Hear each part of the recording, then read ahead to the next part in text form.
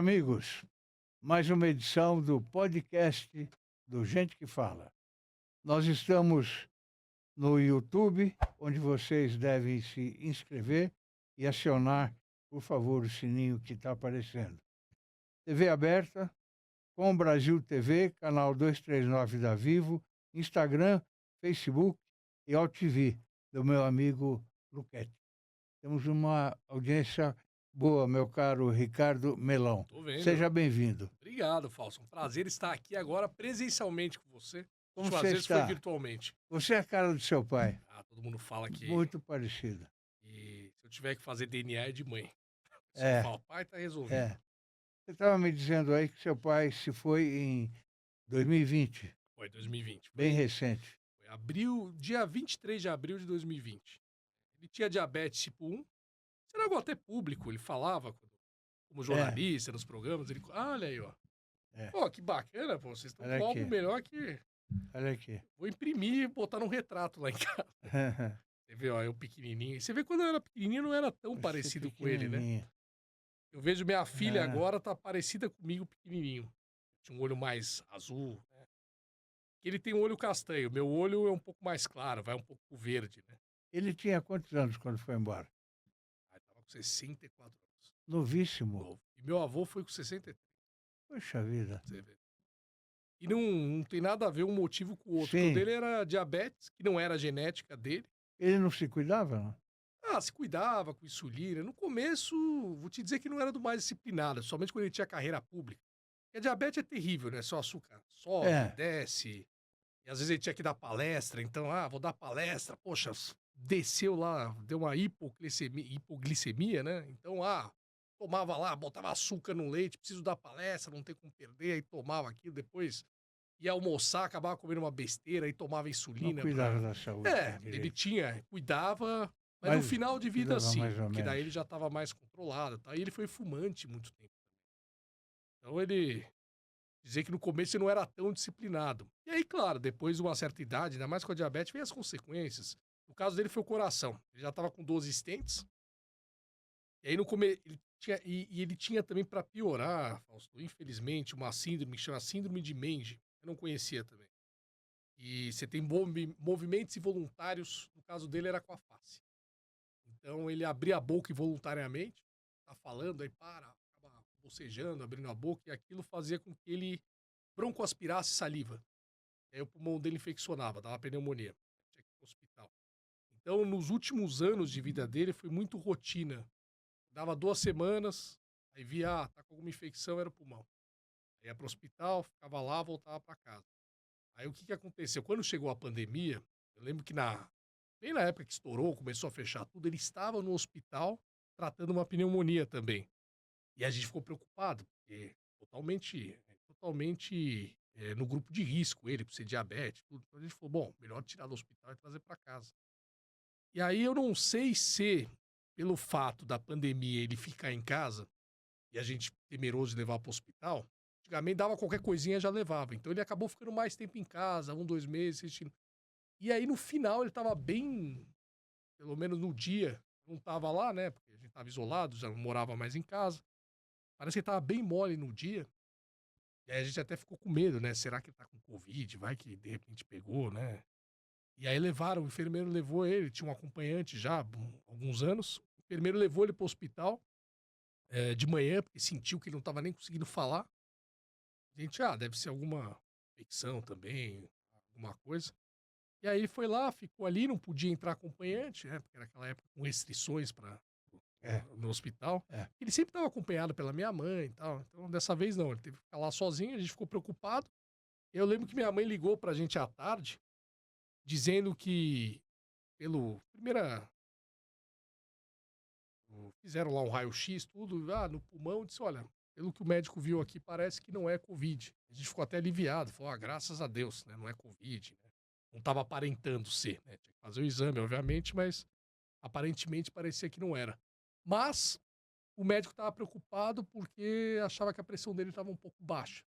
Ele queria ver isso melhor. Tá bom, que bom, graças a Deus, tranquilo, né? Ótimo, não é o pior.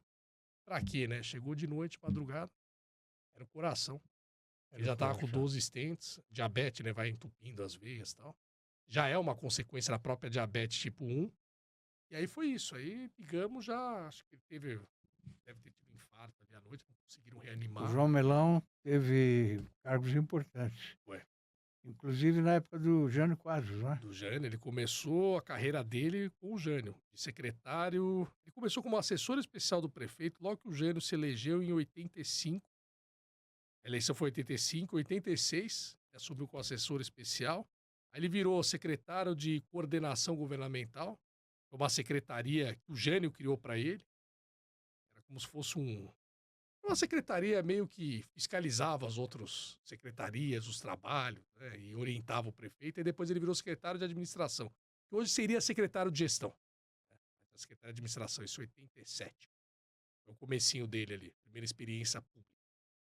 Mas antes ele já estava falando na TV, participar do programa na Record, não sei se o pessoal mais E antigo. ele deixou um belo legado para você, que é a competência e honestidade, Sim, não é? os bons valores, Os com bons certeza. valores. Você é advogado, não é, Sim. Melão? O que é que chama você de Ricardo ou de Melão? O que você preferir, mas você sabe que eu atendo mais como Melão do que como Ricardo. Como Melão? Quando você tem sobrenome assim, é quase apelido. Então vamos falar Melão. Pode falar Melão, porque desde que eu tava no prézinho da escola, o Ele pessoal... era Melão. E é gozado, todo lugar que eu vou, alguém olha, chama de Ricardo, no começo eu falo, eu já cronometro quanto tempo eu vou ser chamado de Melão. Dá um mês, todo mundo Melão e acaba. O Melão é advogado, especialista em direito administrativo, MBA em gestão pública, Sim. ex-deputado estadual por São Paulo, foi líder da bancada do Novo na Assembleia Legislativa do Estado de São Paulo. Você está afiliado ao Novo? Sim, sim. Teve aqui outro dia o presidente. O Estadual. Eduardo Ribeiro? É. Ah, não, o estadual, o Fernando Meira. Fernando Meira. O Meira, estadual. É, gostei muito da entrevista dele. Não, o Meira é fantástico. E é um cara com sucesso o Novo tem na área privada. Um caminho muito bom. Não é qualquer um que vai ser candidato pelo Novo, não é isso? Não, a gente tem todo um critério aí para analisar. Eu acho isso ótimo. E a gente está precisando disso, né? Precisa, viu? Precisa muito. Infelizmente, na política, uma empresa, em qualquer lugar, você tem uma análise, né, de currículo, uma seleção. Para a política, infelizmente, acaba muita gente desqualificada aí, acaba se candidatando, consegue apelo popular e depois que entra que as pessoas realmente vão descobrir quem é a pessoa. Infelizmente. Você nasceu em São Paulo? São Paulo, aqui mesmo, capital. Que cidade? Que lugar? Nasci lá no Morumbi. Morumbi? Morei a vida inteira lá também. Eu moro lá. Você mora lá no Morumbi? Perto ali de onde fica o Colégio Pio XII. Ah, sei, ali está bem próximo da Avenida Morumbi ali. Né? Isso. Eu morava ali no Jardim Guedala, ali perto da praça Vinícius de Moraes. Sei. Vida inteira morei lá. Sei. Vida inteira. Estudei lá no Porto Seguro. Eu estudei também no Porto Seguro, só que eu sou bem mais velho que você. Era na Praça Roosevelt. É isso que eu ia falar. Você pegou o tempo de Praça Roosevelt, lendária Praça Roosevelt. Praça Roosevelt. Caramba, olha que legal. Porque o colégio tem na minha época, o colégio tinha feito 120 anos, se eu não me engano. 125. Já era bem antigo. Eu lembro o nome do diretor, doutor Turelli. Doutor Turelli. Você chegou a pegar ele? Não, acho que não. Já tinha morrido. Acho que já tinha ido. Colégio maravilhoso, né? Olha, fantástico, viu, Del? É um colégio que te traz muita disciplina. É alemão, né? Então, é um colégio bacana de convívio, de disciplina. E tem uma estrutura, eu não lembro como era na Praça Roosevelt. Devia ser um pouco mais simples, eu imagino. Mas a do Morumbi, você tinha uma estrutura esportiva, porque não era só a parte acadêmica de ensino. Tinha toda essa questão de esporte, escola, interação. Tinha um bosque ali, então era bem bacana. Tinha uma amplitude grande. Na época da Praça Roosevelt, eu me lembro que a gente entrava na sala de aula e ficava em pé. Até o professor tinha chegar. isso no meu tempo ainda. Tinha ainda? Eu peguei isso ainda. Aí o professor entrava e a gente sentava. Ele falava, boa tarde, eu estudava de tarde. Boa tarde, professor, podem se sentar. Hoje está um pouquinho diferente, né? Hoje eu acho que isso aí, acho que esse ritual aí já deve ter acabado, mas no meu tempo tinha ainda. São valores que deveriam ter continuidade, né? Porque traz disciplina, é o que eu te falei, né? Isso fez muito parte da formação humana. Então isso era muito bacana, né? Te dá uma noção de ordem. Porque vai começar a aula, realmente está de espera. Se o professor chega, quando dá aquele intervalo, você sai de uma aula para outra, eu lembro. É, Ainda mais quando a gente é jovem, criança, você, É. putz, você tá quieto lá a aula inteira, você quer conversar com um amigo, você quer trocar ideia. E aí a hora que chega o professor, é aquela hora que você tá no meio ali, que tem 5 minutinhos, né? Sai um professor entre o outro.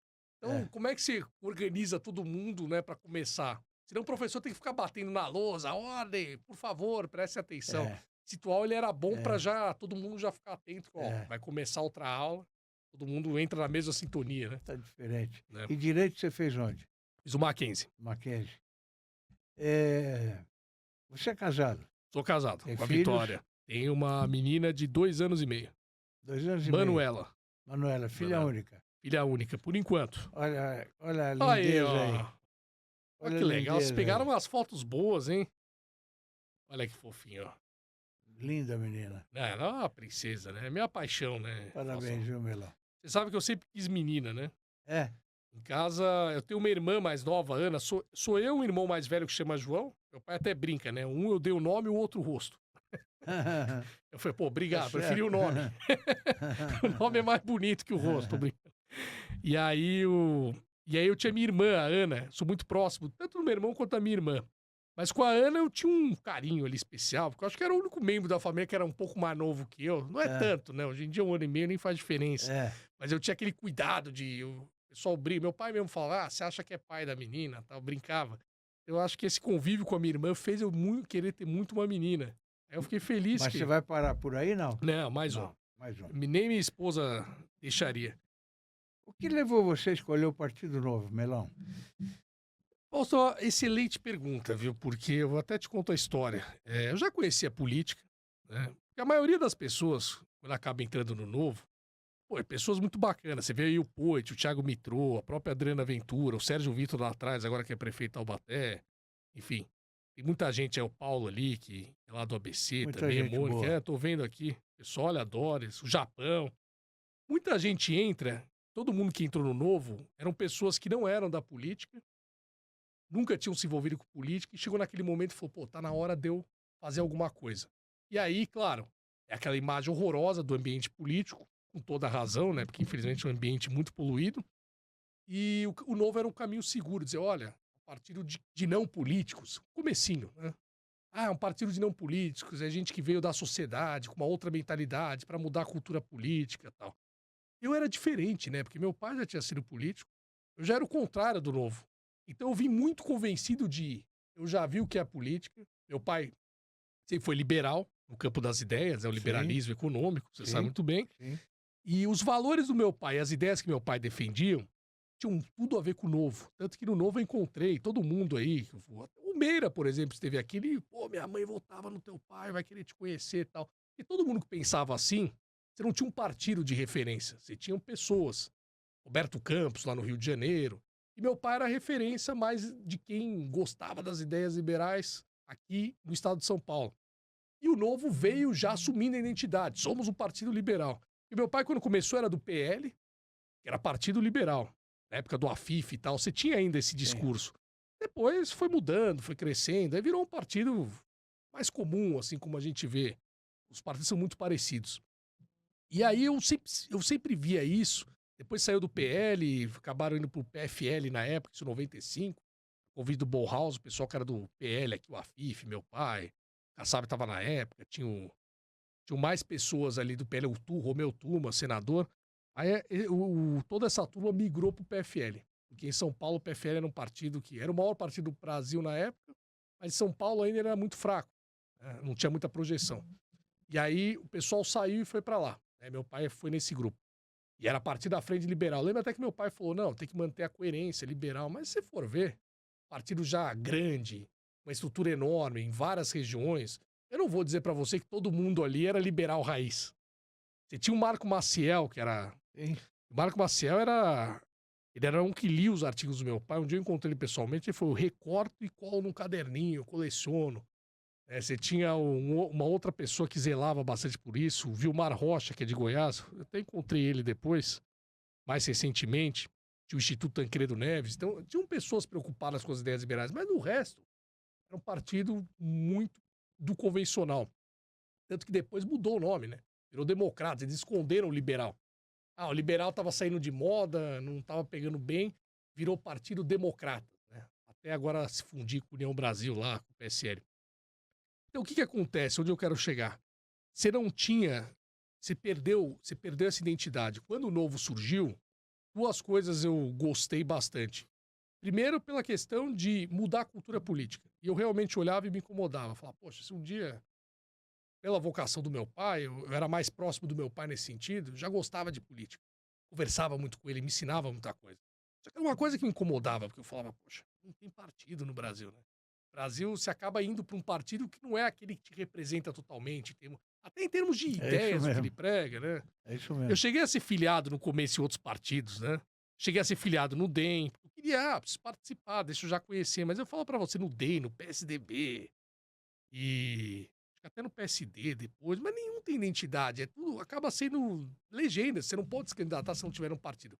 Mas nunca tive, assim, me encontrar de falar, nossa, acredito, tô feliz aqui e tal. Era uma coisa meio que só pra, ah, deixa eu ver como é que é e descobrir e ver como a coisa funciona.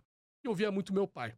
Eu, quando surgiu o Novo, eu achei interessante, Fausto, porque o partido tinha regras de início que nenhum partido tinha. E eram regras que foram construídas justamente para impedir os vícios, que o Novo fosse sequestrado pelos vícios convencionais da política. Essa coisa que você falou da seleção, dos candidatos. Geralmente, qual que é a seleção hoje? Se o cara tem recurso para bancar uma campanha, que aí o cara até agradece, não preciso dar dinheiro para esse cara, né? Vou precisar, hoje é o fundão eleitoral, Sim. ou tem voto. Pô, o Fausto é conhecido, tem um programa, muita gente gosta dele, aí o cara vai te convidar. Muitas vezes ele nem se preocupa muito em, Fausto, deixa eu entender, você é a favor da privatização da Petrobras? Você acredita nisso? Você é a Sim. favor da redução da moralidade? Sim. Não, não se pergunta. É tipo, o Fausto tem voto, entra aí, soma e maravilha, né? Porque o interesse é eleger o maior número possível. O Novo não, ele tinha essas regras de governança. Nenhum partido tinha. Eu achei isso muito interessante. E por ser liberal, assumidamente, falar, não temos vergonha, acreditamos que o liberalismo, os países que adotaram de fato um liberalismo econômico, né, que tiveram liberdade, né, quanto mais liberdade se tem para empreender na economia, não intervenção na vida do cidadão, são países que prosperaram mais. Né? Então, não, acreditamos, né, nessa ideia para o Brasil também. E não tinha vergonha de assumir isso. Então foram as duas coisas que na época me atraíram. Logo que o Novo surgiu, eu já acompanhava antes, porque desde que o Novo foi como uma ideia, foi fundado assim como um movimento, uma ideia para se tornar partido, acho que, se eu não me engano, foi em 2010, 11 mais ou menos, até sair o registro, demorou aí 4, 5 anos, né? Saiu em setembro de 2015. Aí eu lembro quando saiu o registro do Novo, eu falei, putz, tem um partido, eu quero me filiar lá. Né? E aí eu acabei me filiando, tinha um processo seletivo na época, para as primeiras candidaturas do partido para vereador. Eles lançaram em São Paulo, Curitiba, Belo Horizonte, Porto Alegre e Rio de Janeiro. Eram só 5 capitais. A ideia do partido é, não, vamos começar pequeno, vamos nos estruturar, não temos pressa para crescer direito, para crescer de forma correta. Né? Porque tem um tempo, né? O Brasil... Diferente dos outros. Diferente dos outros, né? Mas aí, infelizmente, também tem coisas que... A realidade política no Brasil, ela é triste, né? Então, tem certas regras que acabaram para a realidade brasileira, isso depois, se a gente quiser aprofundar nesse assunto, que vale um podcast. Né? Infelizmente, tiveram que mudar algumas ideias, porque, infelizmente, nós não estamos na Suíça. Infelizmente, nós estamos no Brasil. Então, tem coisas ainda que a realidade do Brasil é muito difícil para um partido como o Novo. Né? Para você conseguir sobreviver hoje, não apenas crescer. Né? Para crescer já é bem difícil. Infelizmente isso, né? Infelizmente. E aí, algumas coisas a gente teve que adequar um pouquinho, porque O Novo tem tempo em televisão, não? tinha, então, mais uma dificuldade, né? Porque hoje você precisa bater a cláusula de barreira para ter direito a tempo de TV. Né? Para ter o mínimo ali, a cláusula de barreira, se eu não me engano, que está crescendo, né? A cada ano, agora, a cada eleição. Se eu não me engano, você vai precisar agora ter 2,5% dos votos. Posso estar depois, vou até... Não confie nesse número exato, mas é algo entre 2,5 ou 3, se eu não me engano. Você vai precisar ter no Brasil inteiro de pessoas que votaram em candidatos a deputado federal do Novo. Isso, você tem que ter 1,5% obrigatoriamente em 9 estados. E, se eu não me engano, ou 13 deputados federais eleitos pelo partido. Você poder bater a cláusula de barreira e ter tempo de TV. E acesso a fundo partidário, aquelas coisas todas. Então hoje o que está acontecendo? Por um lado é bom, porque a gente tinha partido demais. Tinha mais de 30 partidos no Brasil. Né? E muitas dessas legendas eram legendas de aluguel. Aquelas lá que você sabe. A Né? maioria. Não preciso nem, a maioria, nem preciso mencionar lá. O cara É. tem aquele presidente que está há 50 anos, o partido não vai para frente. Não larga a cadeira de Não jeito larga nenhum. a cadeira de jeito nenhum. Você fala, pô, mas o cara não quer crescer, o cara não quer sair. Não, ele tá acomodado lá. Né? Infelizmente era assim. Então foi bom para dar uma enxugada agora. Mas, para partidos pequenos, a competição fica muito difícil. Porque a gente, é o que você falou, não vai qualquer um.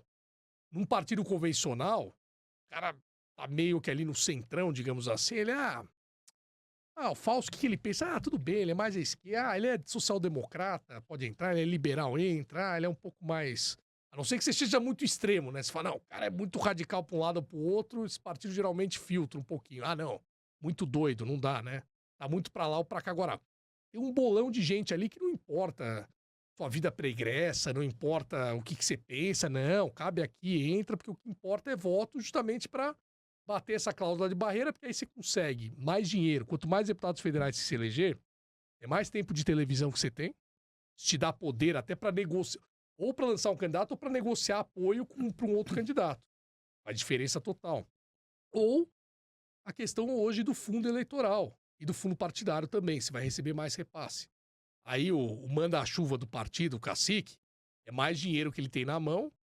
E aí o que acontece? Ele que seleciona os candidatos do partido dele e agora, para complicar ainda mais o sistema, ele tem milhões para decidir para quem que ele vai eleger, né? Então se ele for com a tua cara, ele fala, não, Fausto, para você eu vou mandar 2 milhões. Quem decide isso no fim? Qual que é o critério? É uma coisa que ninguém está questionando, né? A gente vê lá as candidaturas dos partidos, você fala, poxa, por que que um ganhou 1 milhão do partido, o outro ganhou 100 mil, esse aqui ganhou 2 milhões? Porque tem um cálculo do cacique. O cacique olha que ele gosta, esse aqui é ligado a mim, ou esse aqui tem muito voto e vai puxar muito voto pro meu partido. Mas é um sistema onde, mesmo se você... Isso eu acho importante dizer, Fausto. Mesmo se você for um cara independente, tem muitos desses, tem caras bacanas que eu conheço que estão em partidos mais tradicionais. Mas tem uma coisa que é difícil eles assumirem, mas eu acho que é importante pro eleitor saber, né? Que é, o cara sempre vai estar preso. Quem que banca a campanha dele? Porque ele chega lá no dia 1, né? Ele recebe 1 milhão, 1 milhão e meio. Como que ele vai conseguir arrecadar isso de amigos, empresários? É muito difícil, Fausto. Eu faço vaquinha ali, por mais que mando mensagem para todo mundo, putz, gente que apoia, por ideias, que confia em você, você arrecada ali 30 mil reais, 20, às vezes 15, 10.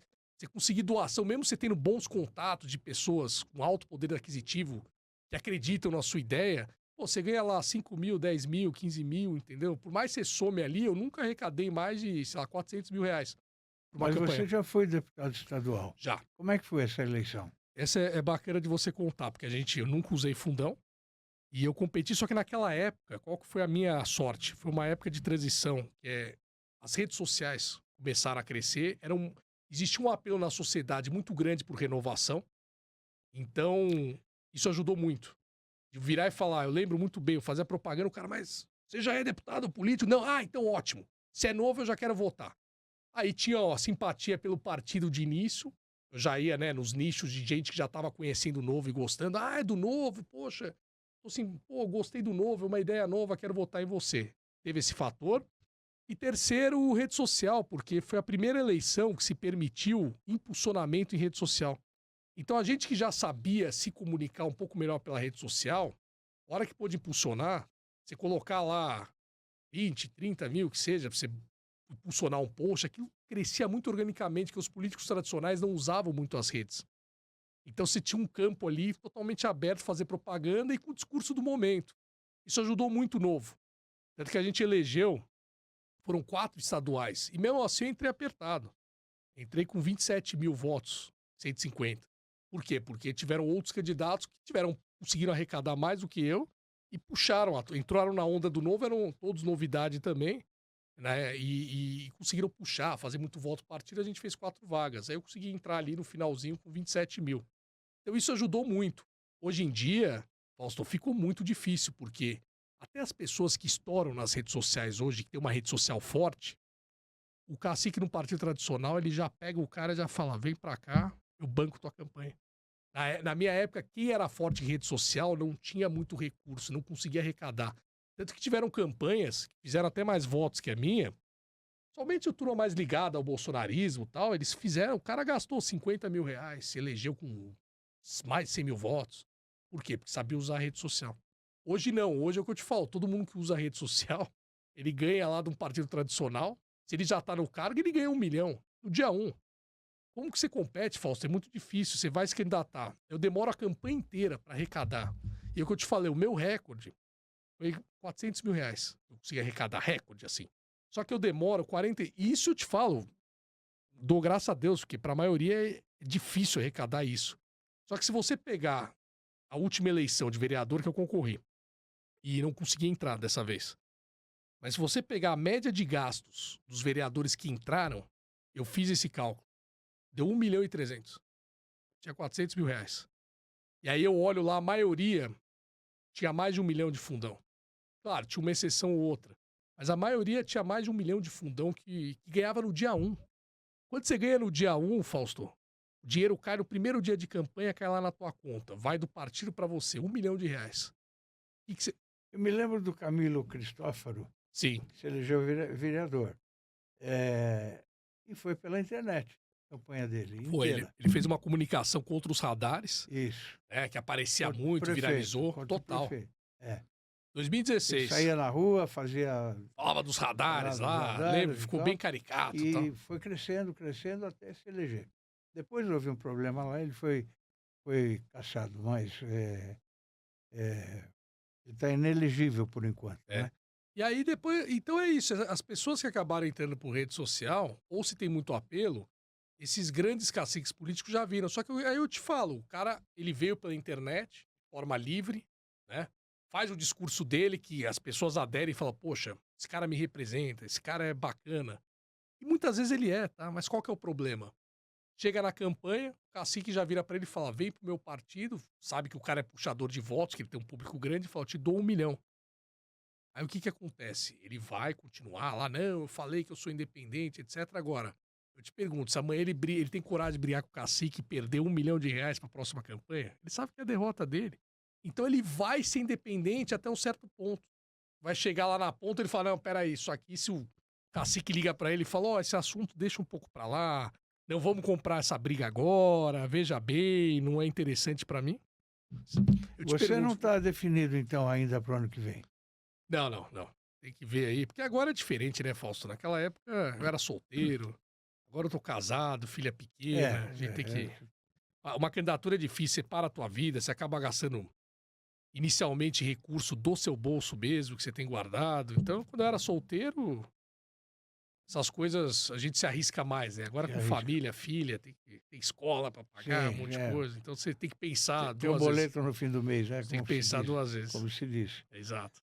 Mas eu espero que dê tudo certo, que você se eleja. Seja candidato e se eleja. Precisa primeiro ser candidato. Mas é o que eu te falei, é um desafio. E aí seria estadual ou federal? Se eu fosse, era para estadual de novo, porque eu sinto que federal a gente tá muito bem representado. A gente tem bons candidatos. O que você lembra... Não que não tenha para estadual, mas para federal já tem nomes com mais público, com mais condições aí de... O que você lembra da sua atuação na Câmara, na Assembleia? Bastante coisa, viu? A gente fez um trabalho muito intenso, primeiro, de fiscalização. E o deputado, né? A pessoa pergunta, o que faz um parlamentar em geral? Vale deputado e vereador. 2 coisas, basicamente. Na verdade, hoje, se você for ver na prática, ele faz 1 milhão ali. Mas, de fato, o que ele tem que fazer mesmo é legislar, analisar ali projetos de lei e fiscalizar. Então, eu falei, bom, eu já cheguei bem, esse é meu trabalho, o que eu tenho que fazer para cumprir bem meu trabalho? Fiscalizar e legislar. Então, na fiscalização, claro, tem 1 milhão de assuntos para fiscalizar, mas na minha época, eu falei, bom, deixa eu me concentrar onde fazer um pareto aqui, né? Pegar qual que é os 20% ali que estão gerando os maiores prejuízos de desperdício de dinheiro público, né? Obras, principalmente obras, e a gente tinha muita obra parada em São Paulo. Então eu fui atrás de várias obras paradas, teve Coisas assim, eu vou te dar uns exemplos que a gente fiscalizou. Teve uma até que. Depois eu tenho que até ver, porque a gente sai e acaba não acompanhando como a coisa se desenrola. Mas tinha ali na. Bem no centro de São. Ali na Avenida do Estado, perto, era para ser o Museu da. Era o Museu. Era algo ligado à cultura, Museu da Imigração. Já tem o Museu da Imigração, mas era Museu da História de São Paulo, alguma coisa assim. Fizeram lá uma obra, já estava com toda a estrutura feita, parou, não tinha mais dinheiro para continuar, porque, se eu não me engano, o terreno, ali eram fábricas antigas, era um terreno contaminado. E aí ele ficou parado um tempão por causa disso, depois descontaminaram, tiveram que gastar mais, porque não planejaram antes.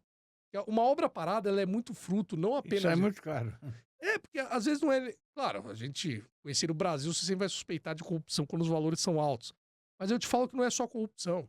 Você tem erro de planejamento. Poxa, como é que você vai construir lá sabendo que o terreno é contaminado? Aí é óbvio, interditaram, tive que fazer toda uma descontaminação, isso custou um valor. Aí tem o custo da obra parada, porque muitos materiais você já gastou, deterioram, você tem que repor. Vai entrar outra empresa, se tiver que licitar de novo, vai cobrar mais. Isso aí eu lembro que foi uma briga, porque estava totalmente parada, a gente foi lá fiscalizar, conseguimos botar na capa, eu lembro se foi a Folha ou o Estadão, mostrando esse problema, e eu falei, pô, vende, se não vai usar, vende, não vai dar uma destinação. E na época, pelo valor, eu falei, eu acho que nem, já temos bons museus, é importante ter museu e tal, mas eu acho que nem tem a necessidade aqui, né, de fazer um outro museu, um outro custo, enfim, às vezes é melhor pegar esse dinheiro e vender lá, porque é uma área grande e tal, tinha uma estrutura, vende e vai investir para fazer escola, hospital, alguma outra coisa mais urgente, né, mais necessária e tal. E aí foi legal porque a gente depois, trouxemos visibilidade, e aí eu lembro que a gente chegou depois, teve um projeto do governo que estava aprovando lá a destinação para venda da área, alguma coisa assim.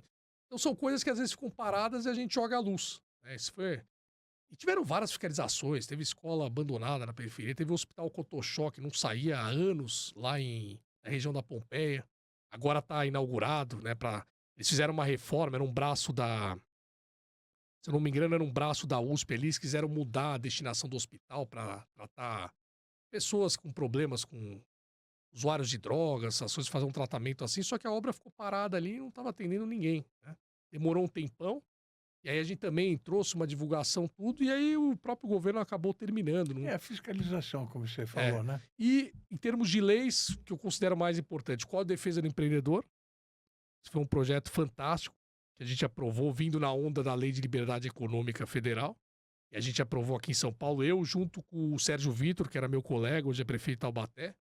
Isso foi uma conquista muito bacana do nosso mandato, que aí virou até um programa do governo Tarcísio, porque a gente aprovou ele bem no finalzinho. E aí ele foi sancionado... Quando sancionaram ele, era o Rodrigo Garcia ainda, que estava no final. Mas quem fez toda a regulamentação do projeto, como ia ser implantado e tal, foi na época do governo Tarcísio. E até virou um programa do governo do estado, está funcionando lá. Acho que é o Facilita SP, que é decorrência também desse projeto. E teve uma lei que aí foi mais circunstancial, e foi o... Teve na época do Dória aumento de CMS, eu não sei se lembra, durante a pandemia. Ele aprovou numa lei uma autorização para que o governo do estado subisse alíquotas de CMS abaixo de 18% em São Paulo. E aí o que tem? Geralmente alimento, remédio, são produtos assim mais essenciais, né? E aprovou-se que, sem passar por uma autorização na Assembleia, porque hoje para aumentar a alíquota de imposto, você tem que mandar um projeto de lei para a Assembleia analisar. Na época, como era a pandemia, ele estava querendo arrecadar, o Dória na época, enfim. Eles aprovaram essa autorização, eu briguei contra, perdemos por um voto na última hora, foi terrível. Mas aí, enfim, passou a pandemia, no fim ele fez alguns aumentos, ele acabou depois tirando os aumentos, só que ficou a lei lá autorizando. Eu falei, bom, tem um cheque em branco na mesa de qualquer governador que chegar. Se amanhã o cara se elege cisma de, puxa, tô precisando arrecadar, vou aumentar aqui ICMS de remédio. Ah, tá em dor, vamos aumentar para 13. Ele tinha uma autorização, sem precisar discutir com a Assembleia, com os deputados. E aí, no finalzinho do mandato, consegui aprovar a revogação desse artigo. Então, isso trouxe segurança jurídica.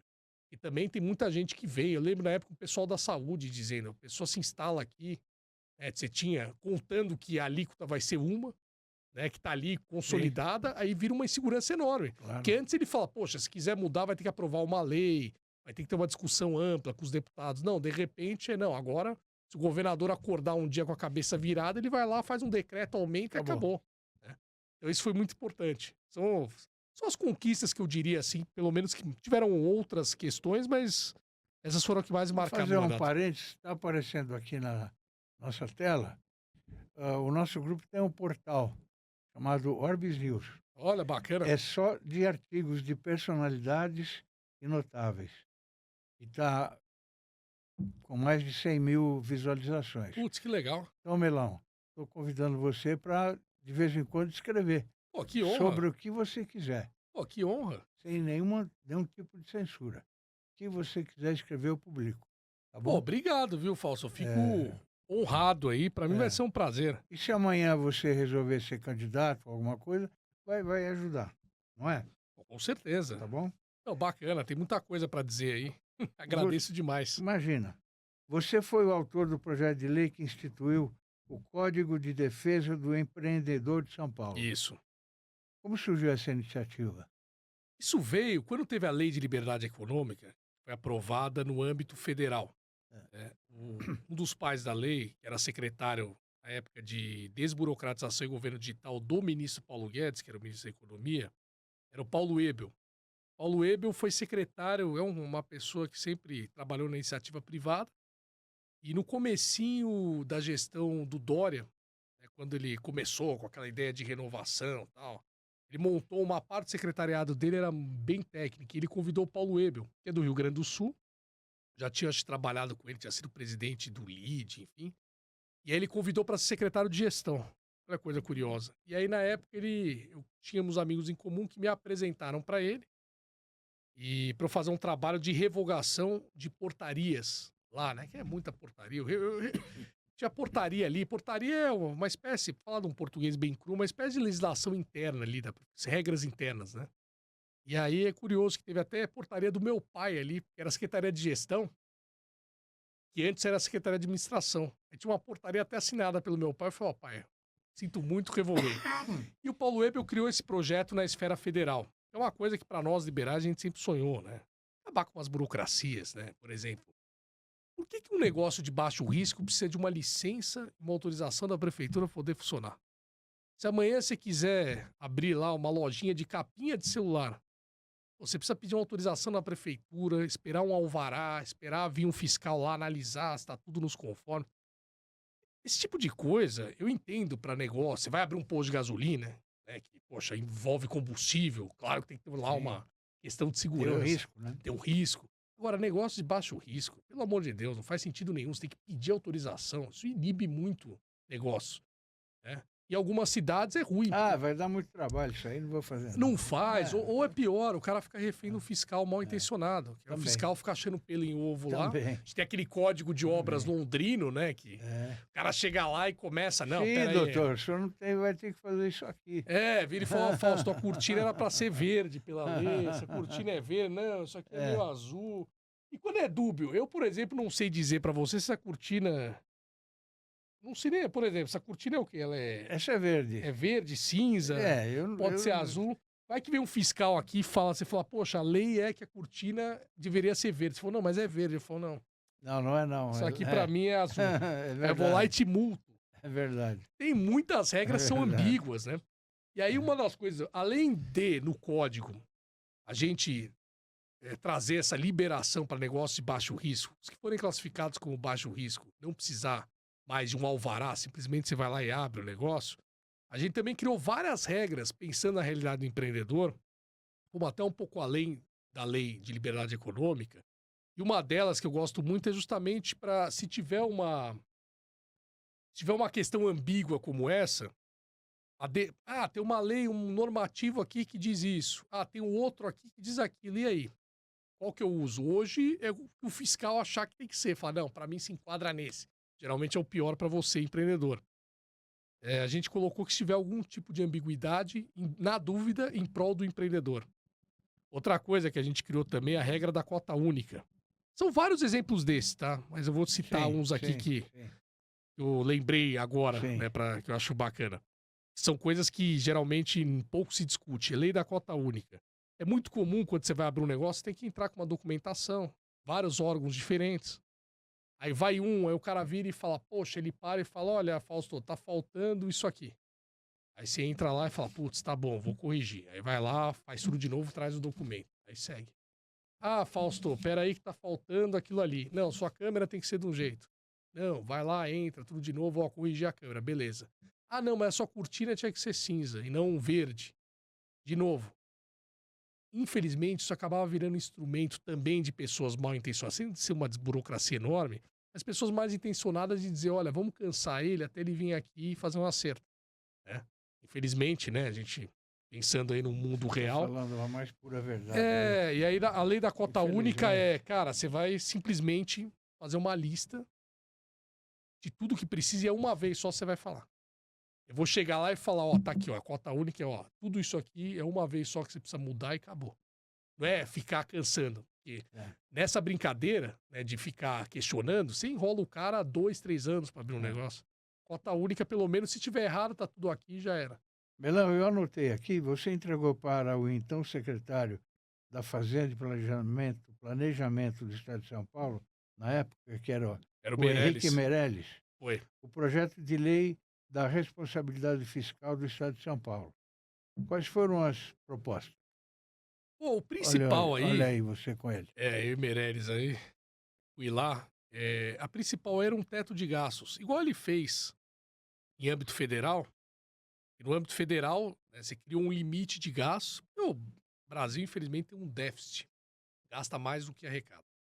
Então, hoje, a conta do Brasil, você tem um déficit lá que todo ano tá trazendo prejuízo, isso é terrível, né? Depois você vai pagar isso aí com empréstimo, com juros, que vai engessar ainda mais o orçamento. É um vício terrível que a gente tem. A ideia do Meirelles, quando ele criou o teto de gastos, que infelizmente já acabaram com o teto de gastos, né? Mas era uma ideia muito boa, não, a despesa, que toda a máquina administrativa, infelizmente, a despesa sempre cresce mais do que a arrecadação. Pode olhar isso aí. Sempre a arrecadação cresce num ritmo, porque a economia tem, né? Ela cresce num ritmo ali menorzinho, e a despesa é nossa. Sai comprando coisas, sai contratando gente, né? Vai inchando, inchando, inchando. O teto de gasto, ele diz, não, a despesa só pode crescer a inflação do ano. Né? Porque aí tem inflação, obviamente, né? Você não tem como evitar isso. Então, a despesa só poderia crescer e ser reajustada conforme a inflação. Você não podia mais crescer a despesa. Isso criava um teto de gasto que você ia criando uma disciplina para futuros governantes não ficarem gastando irresponsavelmente se não está arrecadando, né, aquele número suficiente. E aí, com isso, no longo prazo, quando o Meirelles criou, a arrecadação ia subindo, a despesa ia sendo contida, chegava uma hora que equilibrava, a gente não ia ter mais déficit. Uma ideia racional. Agora, vai cumprir isso em política. O político sai prometendo tudo, quer gastar, quer dar uma série de benefícios, muitos assistencialistas, infelizmente. Isso cria esse caos e quem paga é a população, porque esse dinheiro vai sair dos nossos impostos. O que vai acontecer? Ah, não, deixa gastar, todo mundo critica, que absurdo ter um teto tal. É ótimo. Tomara que não tivesse, não precisasse, né? Então, essa lei, a gente não existia isso para âmbitos estaduais, né? A gente quis criar uma lei baseada na dele para fazer isso no âmbito estadual. Tinha outras regras boas ali, eu tinha um assessor excelente, o Amed. O Amed é um ultra especialista em orçamento público, chegou a coordenar o orçamento da cidade de São Paulo. E aí tinham várias regras também, mais de direito financeiro, contábil, que ele colocou ali para que a gente tivesse em São Paulo um modelo muito bacana tanto na questão dos gastos, mas também na questão de como gastar esse dinheiro de forma mais eficiente, de forma mais segura, controlada. Então, essa que era a ideia. Eu não poderia apresentar como deputado. Por que eu levei para o Meirelles? Isso é bacana das pessoas saberem. Se eu apresentasse como deputado, ia ter vício de iniciativa, porque esse tipo de projeto que mexe com questões administrativas do governo, que é uma função típica do governo e não da Assembleia, ele precisa ser apresentado pelo governo. Então, o governo deveria apresentar esse projeto e os deputados aprovarem. Tem muito deputado que apresenta, mas vai ser vetado no final. Se aprova, chega lá, o governador vai vetar, ele coloca a culpa no governador. Eu falei, não vou fazer esse teatro. Falei, vamos fazer o caminho correto. A gente achava que devia ter no estado de São Paulo. Como o Meirelles tinha criado o teto de gasto federal, eu falei, eu acho que ele vai gostar da ideia aqui. Aí a gente levou lá pra ele, eu fiz aqui o caderninho com a explicação, ele reuniu na equipe técnica, mas infelizmente acabou não indo pra frente. Ele olhou na hora, ficou surpreendido com a ideia, ó, que bacana, pô, um deputado que veio aqui não pra pedir, mas pra oferecer alguma coisa, eu falei pra ele, olha, vocês que precisam apresentar, tal, que teria visto de iniciativa se eu apresentasse. Mas é aquela coisa, né? O governo geralmente tem as suas prioridades, os projetos que ele quer enviar para casa, e, enfim. Aí a gente sabe que para sair um projeto, o carimbo do governo para a Assembleia, e tem um trabalho político interno ali E grande precisa que. acabar esse negócio também de quem está no governo dizer que deputado, vereador só vai pedir, né? Porque eles também ajudam muito, e muito, não é? Tem Ajuda. vários aí que a gente conhece. Pode até ser exceção, mas tem vários. Porque na cultura, Fausto, hoje é muito da cultura do. Em geral, eu diria, tá? Não acho que não é só do Brasil, não, mas do. O que acontece? O político mais próximo da população acaba sendo o vereador, o deputado. Ele não chega no prefeito, no governador. É difícil, né? Uma pessoa só. São milhões de outras pessoas, de cidadãos ali. Então, o deputado, o vereador, ele acaba sendo mais próximo da pessoa. Então, é natural que a pessoa, quando está com algum problema em relação ao governo ou à prefeitura, procure o político que está mais próximo para dizer, poxa, você consegue cobrar ali. E, claro, a cobrança de um deputado e um vereador, ela acaba tendo mais peso diante de um governador ou de uma prefeitura. Ele, infelizmente, hoje, ainda mais com a prefeitura e o governo ineficiente, é uma coisa que tem que tomar cuidado também, é a gente não criar a cultura do parlamentar despachante. Infelizmente, tem parlamentar que entra lá só para, ó, vou atender os pedidos dos meus eleitores aqui, ele forma um grupinho dele e fala, ó, se você quer ter o pedido atendendo, você tem que votar em mim. E aí ele se beneficia da ineficiência e da burocracia da máquina E tem pública. que falar com o fulano de tal. Ele vira um despachante. Sabe quando você tem o despachante em relação ao Detran, né? Ah, É. precisa de um despachante, senão não sai. É. Tem muito político que, infelizmente, ele não legisla, não fiscaliza, mas a especialidade dele é ser despachante. Então ele vira e fala, ó, poxa, minha mãe tá doente, pô, situação super delicada. Ah, eu corto a fila ali pra ela fazer o exame. Eu consigo. Ah, mas ó, você vai ver aí, ó, você quer que ela faça o exame, mas ó, lembra de mim aí na eleição, tal, vota em mim e tal. Daí pra pior, viu? Eu sei disso. É. Eu sei A disso. gente ouve falar de situações assim, o cara manda uma emenda para um hospital qualquer e depois vai com uma lista de paciente para ser atendido ligado a ele. É. Felizmente você tem dessas práticas terríveis no Brasil, né? Na sua visão, Melão, o que falta para o Brasil avançar em eficiência e responsabilidade fiscal? A primeira coisa, sendo bem direto, é tirar quem tá aí do governo. Gente competente, falta. Gente competente. Quem tá aí não tem compromisso nenhum com isso, né? Porque, infelizmente, isso é da cultura política, né? A gente tem uma população muito necessitada e que passa muitas dificuldades. Aí você precisa, aí é natural que alguns governos ou governantes adotem essa linha mais assistencialista e ficar criando vários benefícios, aproveitando que a pessoa está necessitada, sem criar uma porta de saída, para a pessoa depois falar, poxa, nesse momento você está precisando disso, temporariamente, vamos te ajudar com isso, mas, ao mesmo tempo, vamos te reencaixar aí, né, para você conseguir crescer, entrar no mercado, prestar um serviço e poder não depender do governo, não. Hoje, infelizmente, tem alguns partidos aí, principalmente numa linha mais de esquerda, e nesse discurso de, nossa, vamos ajudar as pessoas que mais precisam, tal, eles criam verdadeiras situações permanentes. Eles se preocupam em ficar dando benefício, que são caros, custam no orçamento, e não se preocupam em investir numa porta de saída, né? Melhorar a educação, possibilitar capacitação para emprego e etc. E aí qual que é o problema disso? Você vai criando cidadãos cada vez mais dependentes do Estado, né, e do governo de então, até porque eles vão criando aquele no imaginário que, olha, o governo de agora está dando isso. Quem sabe o governo do adversário vai parar de dar isso. Então, vota em mim. Vamos continuar com isso. Então, primeira coisa eu falaria que para você que é acabar com a própria sociedade ter esse esclarecimento de que, poxa, bacana, tô precisando, mas não é legal, porque eu tô ganhando isso a vida inteira e ele nunca foi, não tem oportunidade, a economia não cresce, não se desenvolve para que eu possa melhorar a minha condição.